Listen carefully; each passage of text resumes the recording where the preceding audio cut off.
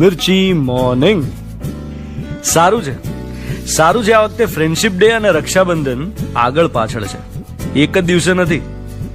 રક્ષાબંધન ને friendship day એક જ દિવસે હોય ને તો મારા જેવાને બહુ તકલીફ પડે.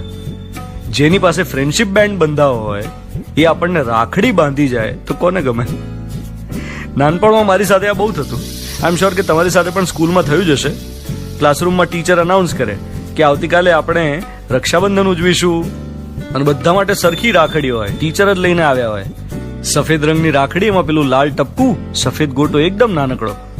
અમુક વાર એવું થતું કે છોકરીઓ ઘરેથી રાખડી લેતી આવે અને છોકરાઓ ગિફ્ટ લાવે. ગિફ્ટમાં શું, એકાદ પેન્સિલ કે ઇરેઝર કે શાર્પનર કે એવું બધું.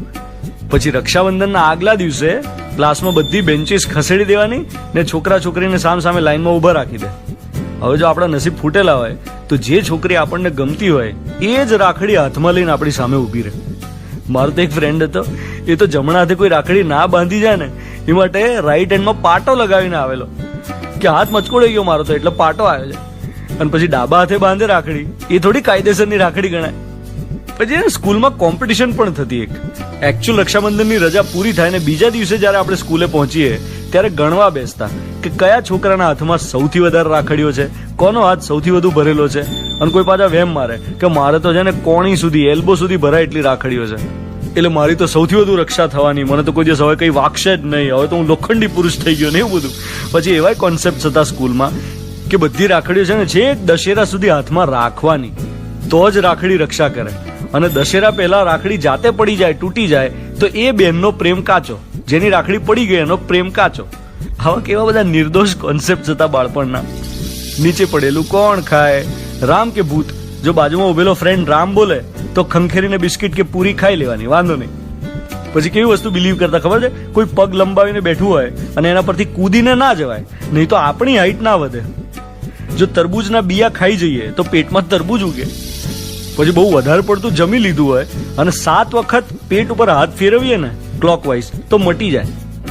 મને તો કેવું હતું ખબર છે કે રેડિયોમાં જે લોકો બોલે ને એ લોકો રેડિયોમાં અંદર ઘૂસીને બોલતા હશે.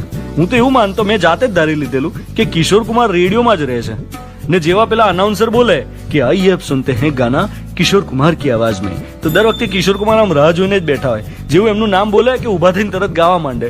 તો મને એમ થતું કે આ કિશોર કુમાર દર વખતે જબરું એક સરખું ગાઈ શકે છે. અને આ કિશોર કુમાર, રફી, આ બધા રેડિયોની અંદર કેવી રીતે ઘૂસ્યા હશે અને જ્યારે ગીત ના ગાતા હોય ત્યારે શું કરતા હશે, આવી ક્યુરિયોસિટી થતી મને.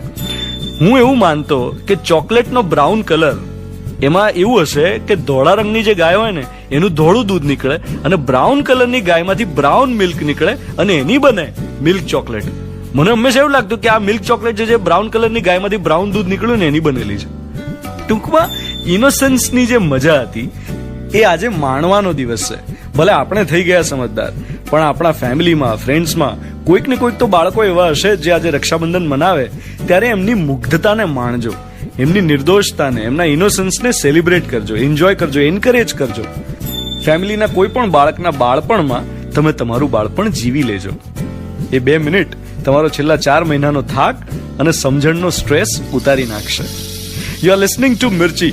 હું છું ધ્વનિત તમારી સાથે. Good morning my dear. Happy Rakshabandhan.